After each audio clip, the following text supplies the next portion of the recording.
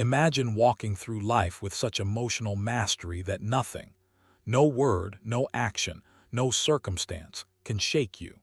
Imagine moving through the world with unwavering calm, like a still lake reflecting the sky, undisturbed by the storms raging around it. Sounds like a superpower, doesn't it? But here's the truth. Mastering your emotions isn't reserved for the elite or the mystics. It isn't a secret hidden away in ancient monasteries or teachings only accessible to a few. Emotional mastery is a skill you can cultivate, a practice you can embed into every interaction, every challenge, every moment of your life. Today, we're going to explore how to navigate life without getting angry, frustrated, or upset by anyone or anything, how to truly take control of your emotional responses, and how to live from a place of calm, clarity, and power. This isn't a temporary fix or a quick hack. This is the mindset, the lifestyle, the inner architecture of a person who commands their emotions rather than being enslaved by them. The first step on this journey is emotional detachment, the power to break the chain of automatic reactions. Emotional detachment is often misunderstood. It does not mean suppressing your emotions, ignoring them, or becoming cold and indifferent. It means observing your emotions without identifying with them, understanding that they are temporary waves on the ocean of your consciousness, not the essence of who you are. In Buddhist philosophy, it is taught that anger, resentment, and frustration arise when we cling, when we attach ourselves to a particular event, outcome, or the actions of another person. We take things personally, and that personal attachment fuels the storm within us. Think of a time when someone hurt you, perhaps a friend, a colleague, or even a stranger. The instinctual reaction might be anger, hurt, or defensiveness, but emotional detachment invites you to pause, take a deep breath, notice the sensations in your body. Where do you feel this anger? Is it tightness in your chest, a knot in your stomach, tension in your shoulders? Label the emotion gently. This is anger, this is frustration, this is hurt.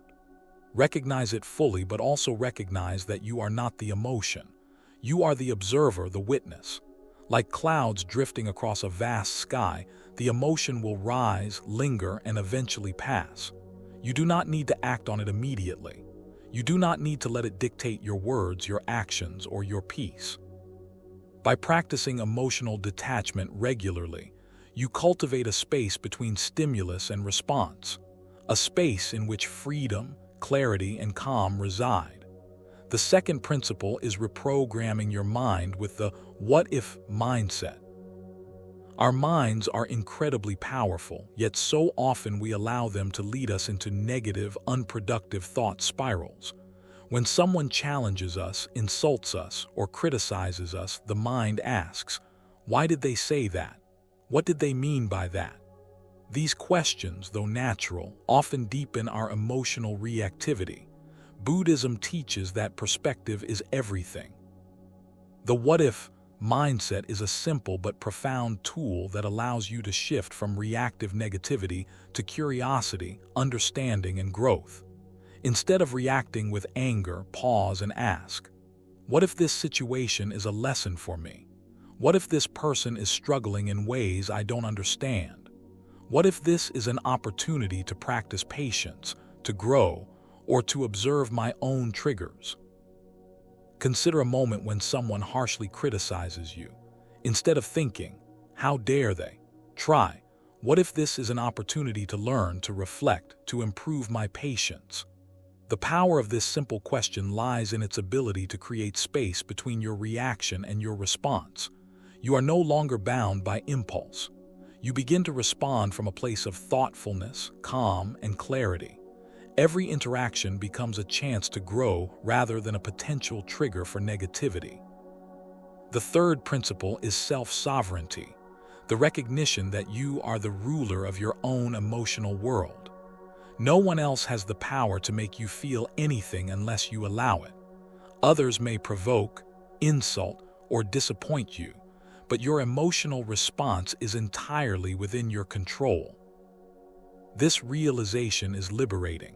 By claiming sovereignty over your emotions, you reclaim power. When confronted by provocation, pause, center yourself. Affirm quietly, I control how I feel. I own my emotional world. No one can make me feel anything unless I choose to let them. This practice does not mean ignoring reality or suppressing your feelings. It is about reclaiming agency, creating a calm center within, and choosing how to respond. With repeated practice, you become the calm in the storm, steady and unshakable, able to navigate life with clarity and composure. You begin to understand that your inner state is yours to protect, and no external circumstance has the authority to disrupt it. The fourth principle is energy transmutation, learning to transform anger and frustration into high-vibration energy that serves you. Anger, though powerful, is not inherently destructive. It is raw energy that can be redirected toward creativity, focus, motivation, or action. When anger arises, notice it fully, feel its intensity, acknowledge its presence, but do not let it dictate your actions. Instead, redirect that energy. Channel it into work, exercise, a creative project, or meaningful action. The key is to move the energy out of your emotional body and into a constructive outlet. Transforming anger into high-vibration power does not mean denying or suppressing it. It means feeling it fully, then consciously redirecting it to fuel your growth, your purpose, and your well-being. Over time, anger ceases to drain you. Instead, it propels you forward, sharpens your focus, and energizes your intentions. Closely related is the fifth principle, emotional alchemy, the art of turning toxic energy into gold. Emotional alchemy teaches us to transform negative emotions like anger, fear, or frustration into wisdom, understanding, compassion, and clarity. Rather than seeing these emotions as obstacles, view them as raw materials for growth. Take anger, for example. Anger arises when we feel wronged, hurt, or misunderstood. It is a signal, a teacher, a reflection of values, boundaries, or unmet needs. Instead of resisting or suppressing it, pause and ask, what is this anger trying to teach me? What can I learn from this experience? By reflecting deeply, the energy behind anger is transformed into insight, patience, and constructive action. Over time, emotional alchemy allows you to integrate challenging emotions into your life in a way that fosters healing, growth, and compassion. Frustration and sadness become opportunities for reflection, self-awareness, and empathy. The sixth principle is silence as power, the mastery of non-engagement. In our hyperreactive world, we are conditioned to respond immediately to every stimulus, provocation, or perceived slight. But silence is a revolutionary tool. Silence preserves your energy, maintains your clarity, and prevents unnecessary escalation. It is not passivity, avoidance, or weakness. Silence is conscious restraint. It is creating space between stimulus and response, allowing wisdom to guide your actions rather than impulse. Imagine a heated conversation. Voices are raised, words are sharp, and tension mounts.